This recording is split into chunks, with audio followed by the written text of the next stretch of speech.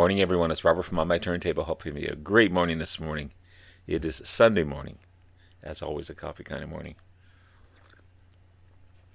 I hope everyone's doing well. Cheers, everyone. This weekend's just flying by, unfortunately. Before I get started, I saw the weirdest thing yesterday. I was visiting my mom. My niece and her husband were there. I love those guys. And she lives on a fairly busy rural road. A guy went flying by on a motorcycle with a freaking collie dog strapped to his back. Can you imagine? The dog must have been freaking out. But yeah, he was kind of strapped to his back. The guy was just flying down the road. Imagine if he ever got into an accident. They'd both be wiped out. But I don't know how that dog would feel on flying by on a motorcycle. It was just the weirdest thing I've ever seen in my life, for sure.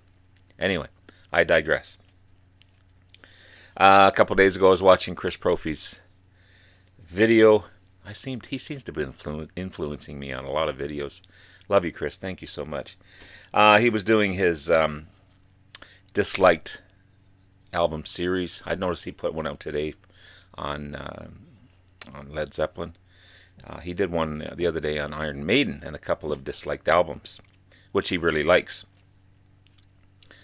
And I commented, well, I only have one album by Maiden, and I was surprised I didn't have more. I have this one here, and I'll talk about that one in a moment. And he even in the comments says, you don't have any Maiden? What the heck? Why don't you have any Maiden? I've got a ton of Saxon. I've got a ton of Judas Priest. But I don't have any Iron Maiden. So I thought, well, might as well start from the beginning. And so I picked up a couple of albums by them.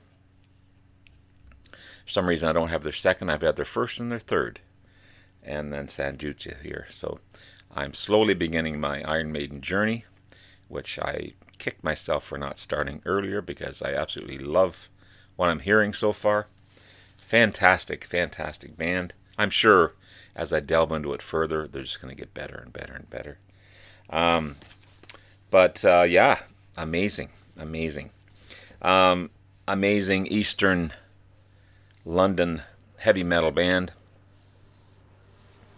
Formed way back in 75. Like Saxon and Judas Priest, they ran that new wave of heavy metal, British heavy metal, bringing it to the world. So I found their debut album, along with some new sleeves. I really like these new sleeves. They just make each album pop, whether it's an old album with ringwear or these brand new albums. This is a great debut, by the way. This is a really good debut. It's a 1980 release by the band. A different lineup than their later stuff, for sure. The only album to feature Dennis Stratton on guitar, and also the first of two albums to feature Paul Di'Anno on lead vocals, which I think he does an amazing job. I really like his vocal style. He left the band to, I don't know if he started it up, I think he did, Praying Mantis. And Dennis Stratton would also leave to join Praying Mantis after this album. You also have Dave Murray on guitar, the second longest member of the band. He's appeared on every Iron Maiden album. Again, as I said, Dennis Stratton, only this one album. You've got bassist Steve Harris, who is the primary songwriter for the band. And like Murray, he's appeared on every Maiden album. You got Clive Burr on drums. He was a Maiden drummer from 79 to 82. He also left to join Praying Mantis. I've never heard of Praying Mantis, but obviously, if it wasn't for Iron Maiden, Praying Mantis wouldn't be around.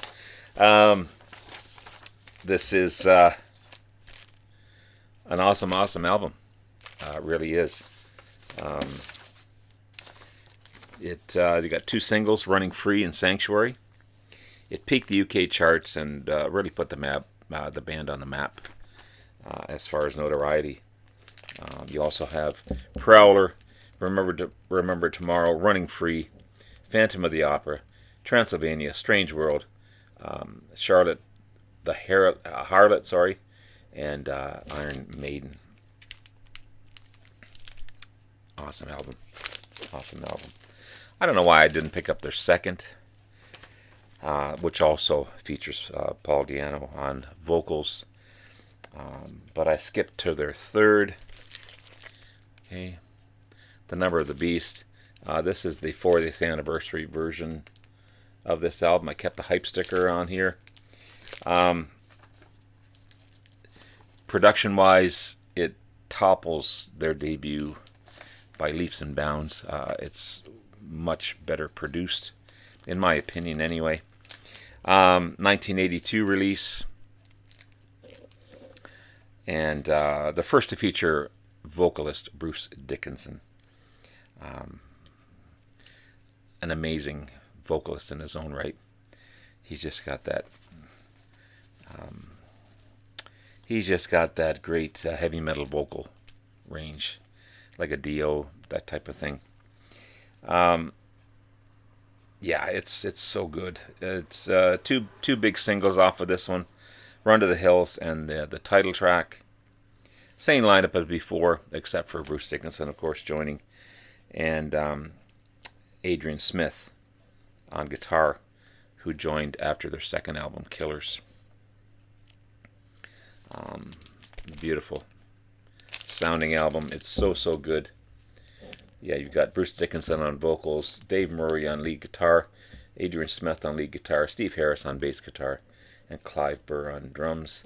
Invaders, Children of the Damned, The Prison, 22, Acacia Avenue. That's all on side one. Side two was The Number of the Beast, Run to the Hills, Gangland, and Hallowed Be Thy Name. Cool look in the back cover.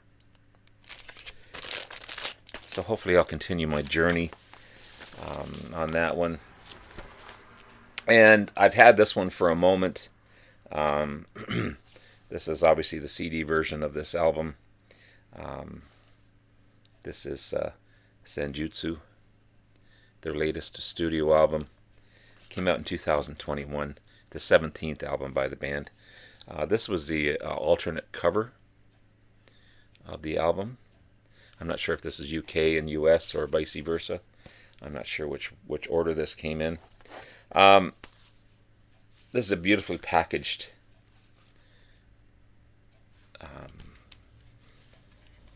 look at that. Just gorgeous stuff. Yeah.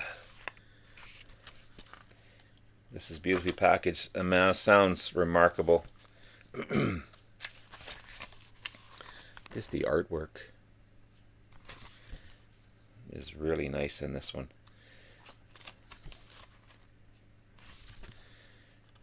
This is a killer album. If I was to rank this album, I'd give this one a 4.5 out of 5 for sure. You got the title track, Senjutsu, Stretchijo, The Writing on the Wall, Lost in the Lost World, Days of Future Past, The Time Machine. That's all on disc 1. On disc 2 is The Darkest Hour, Death of the Celts, The Parchment, and Hell on Earth. And again, those CDs are so nice. This one features, of course, Bruce Dickinson on vocals, Dave Murray on guitar, Adrian Smith on guitar, Janik Gers on guitar, Steve Harris on bass, and Nico McBrain on drums. I rate this one quite high in my ranking, if I was to do a ranking of this one, for sure, Senjutsu. So there you have it, guys. There's my beginning journey into Iron Maiden. Love it. And hope to get more down the road. Have yourself a great rest of the day. Love you all. We'll talk to you again soon. Bye now.